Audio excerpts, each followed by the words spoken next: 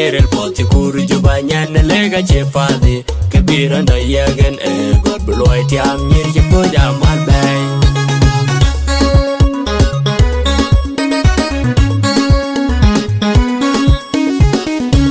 aram were ko gdiar jimena kon boy ko jurla chin maral ko yeru la tung diang bay panday ko gdiar jimena geru ko jurla chin maral ko yeru la tung diak adeng nyere il poti kuru juba nyan lega che fadi kabim munge bay god bloy tiam nyir che poja mal bay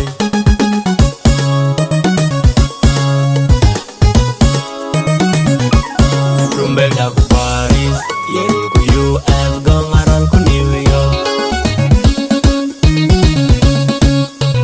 Nyana ku brio jiki biranda mana yang di banda bandida ramwer. Nyana roteng nyan jeka juga ku bayar di banda bandida ramwer. Nyan cu bila ce jam luet, ace jam kekekoi. Nyan cu bila ce terluet, ace jam kekekoi.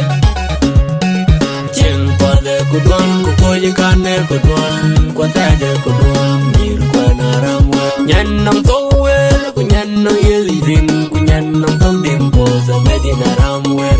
Nyan jidain ko, nyan potye mujerim, medina ramwer.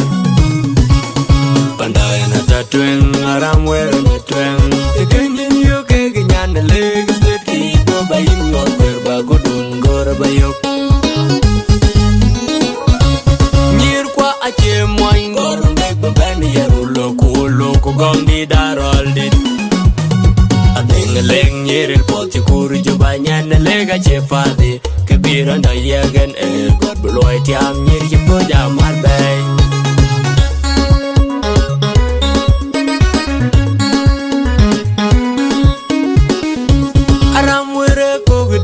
Jimena kon boy ko jurla chin maral ko yeru na tung diang bay panday ko gdiar jimena geru ko jurla chin maral ko yeru na tung diak adeng leng nyerel poti kuru juba nyan lega che fadi kabim munge bay god bloy tiam nyir che poja mal bay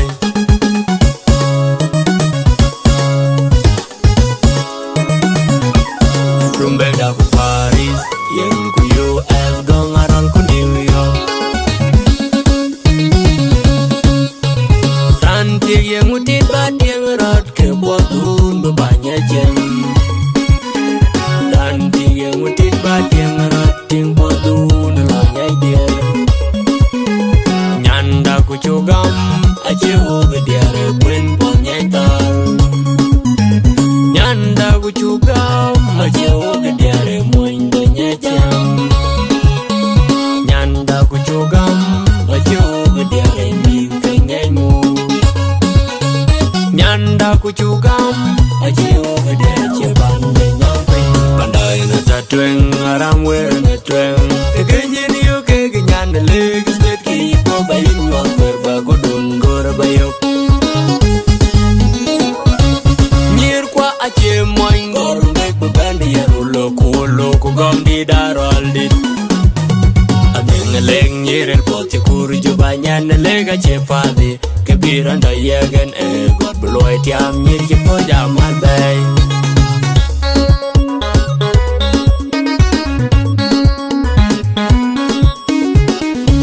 Aram were ko gdiar jimena kon boy ko jurla chin maral ko yeru le tung diang bay panday ko gdiar jimena geru ko jurla chin maral ko yeru le tung diak adeng leng nyere il poti kuru juba nyan lega che fadi kabim munge bay god bloy tiam nyir che poja mal bay